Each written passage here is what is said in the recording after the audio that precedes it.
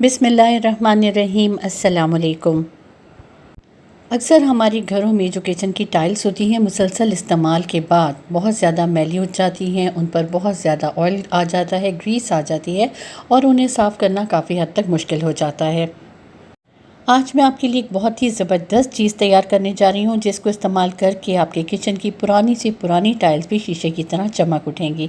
तो चलिए इसे बनाना स्टार्ट करते हैं। इसके लिए आपको सबसे पहले एक खाली बोल चाहिए होगा। इस बोल में आप डालेंगे 1 टेबलस्पून के करीब नमक।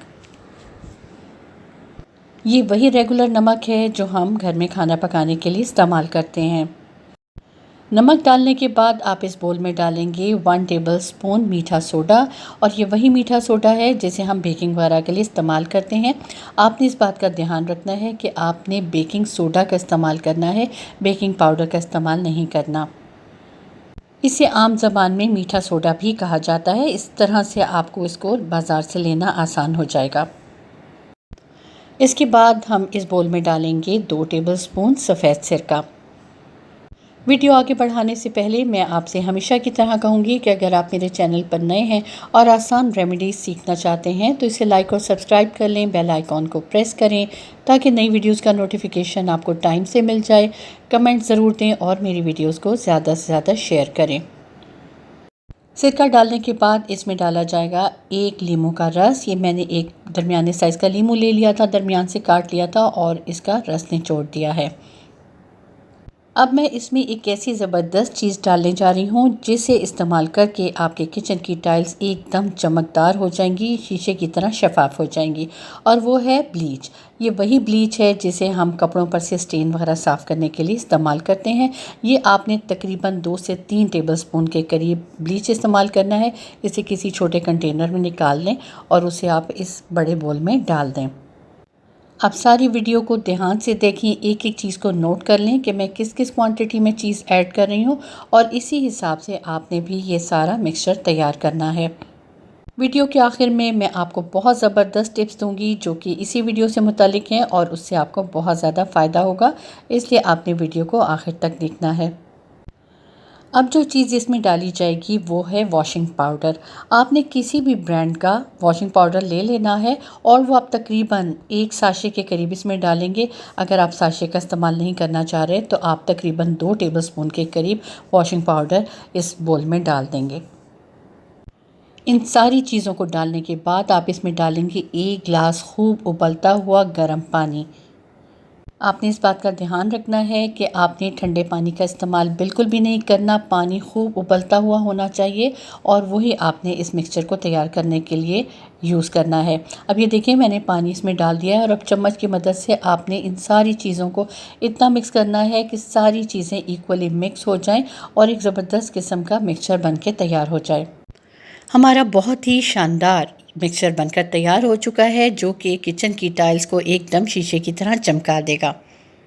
अब मैं आपको बताती हूँ कि आपने इसे इस्तेमाल कैसे करना है। सबसे पहले आप अपने किचन का वो एरिया चेक करें जहाँ पर आपको लगता है कि सफाई की बहुत ज़्यादा ज़रूरत है। ये देखें यहाँ पर आपको टाइल्स में कुछ सफाई की ज़रूरत नज़र आ रही होगी, कुछ दाग धब्बे हैं जो कि बहुत ज़्यादा स्ट्रॉन्ग नज़र आ रहे हैं।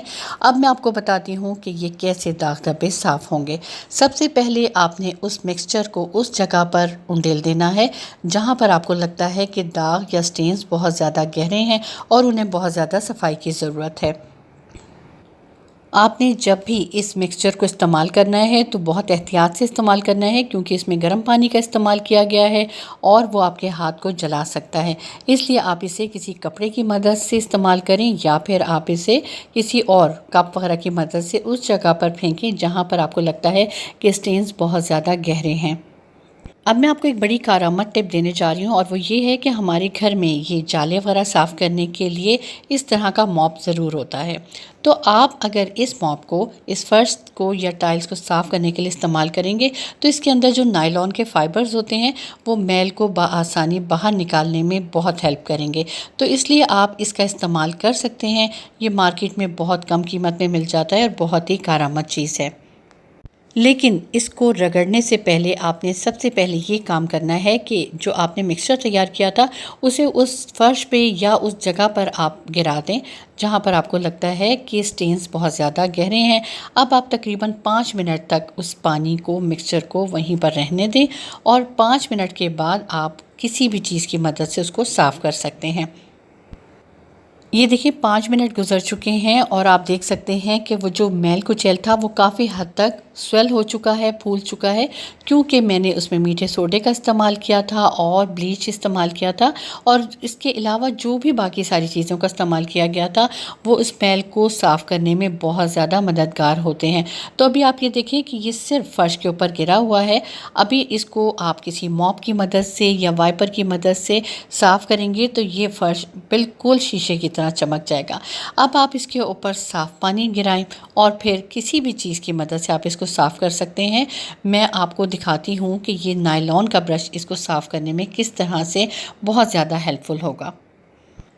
अगर आप घर की क्लीनिंग वगैरह ख़ुद करते हैं तो आप इसे ख़ुद भी इस्तेमाल करें और अगर आप किसी हेल्पर से हेल्प लेते हैं तो आप उन्हें भी गाइड करें कि वो इसी तरीके से फ़र्श की सफाई करें। तो आप देखेंगे किचन की टाइल्स एकदम चमकदार हो गई हैं और बिल्कुल नई लगने लगी हैं। जितना ज़्यादा उन्हें ब्रश की मदद से आप रगड़ के साफ़ करेंगे उतना ही ज़्यादा टाइल्स क्लीन हो जाएंगी।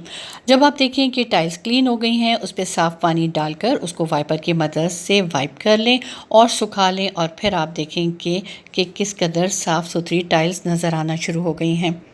आप देख सकते हैं कि अभी सिर्फ 5 मिनट का ही हमने ये स्टेप फॉलो किया है और आपको फ़र्श पर शाइन नज़र आ रही है। एकदम नीट और क्लीन किचन की टाइल्स हो गई हैं और आप चमक देख सकते हैं कि बिल्कुल टाइल्स ऐसे लग रही हैं जैसे नई हों, क्योंकि इनमें शाइन भी आ गई है। अगर आप चाहें तो इस मिक्सचर को रोज़ाना अपने किचन को साफ़ करने के लिए इस्तेमाल कर सकते हैं। 5 मिनट लगेंगे और ये सारा ज़बरदस्त किस्म का मिक्सचर बनके तैयार हो जाएगा और आपका किचन डेली बेसिस पर साफ़ सुथरा हो जाएगा। लेकिन अगर आप रोज़ाना इस्तेमाल नहीं करना चाहते तो हफ़्ते में 2 से 3 मरतबा इसे ज़रूर इस्तेमाल करें। अब मैं आपको कुछ ज़रूरी टिप्स देने जा रही हूँ और वो ये है कि आप इस मिक्सचर को ना सिर्फ किचन का फ़र्श साफ़ करने के लिए इस्तेमाल कर सकते हैं, बल्कि चाहें तो जो आपकी मार्बल की स्लैब है उसे भी इस मिक्सचर से साफ़ करें तो वो भी एकदम साफ़ सुथरी और शफाफ हो जाएंगी। उन्हें साफ़ करने के लिए आपको एक स्पॉन्ज की ज़रूरत होगी। स्पॉन्ज को आपने उस मिक्सचर में डिप करना है और अपनी टाइल्स को या स्लैब को साफ़ कर लेना है, लेकिन एहतियात करनी है कि आप लाजमी किचन ग्लव्स का इस्तेमाल करें और फिर अपनी टाइल्स को साफ़ करें। तो आप देखेंगे कि वो एकदम शीशे की तरह चमक जाएंगी और लश्कारें मारने लगेंगी। और इसके अलावा आप बाथरूम की टाइल्स को भी साफ़ करने के लिए इसको इस्तेमाल कर सकते हैं। एक और ज़रूरी टिप ये है कि आप चाहे किचन की टाइल साफ़ कर रहे हों या बाथरूम की, उस मिक्सचर को आप 5 मिनट के लिए वहाँ पर गिरा दें और फिर इनके जॉइंट्स को ब्रश की मदद से साफ़ करें। तो इस तरह से वो जॉइंट्स पर लगी हुई मैल भी बिल्कुल साफ़ हो जाएगी। इसके अलावा आप इस मिक्सचर को किसी स्प्रे बॉटल में डालकर भी इस्तेमाल में ला सकते हैं। इस तरह से दीवारों को साफ़ करना बेहद आसान हो जाएगा। मुझे उम्मीद है कि मेरी आज की वीडियो आपके लिए बहुत मुफीद साबित होगी और आप इस मिक्सचर को बनाकर ज़रूर इस्तेमाल करेंगे। अब मुझे इजाज़त दीजिए। अल्लाह हाफ़िज़।